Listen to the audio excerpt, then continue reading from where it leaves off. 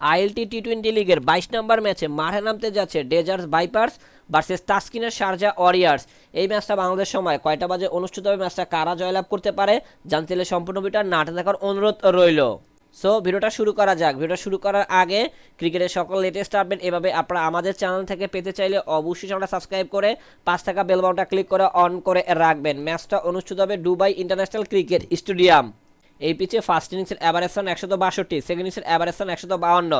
এই পিচে একমাত্র হাইস্ট টোটাল রান হলো 217 বাই 4 উইকেট। একমাত্র এই পিচে লাস্ট 36টা টি-20 ম্যাচের মধ্যে 39% ফার্স্ট ব্যাট এবং 61% সেকেন্ড ব্যাট জয়লাভ করেছে।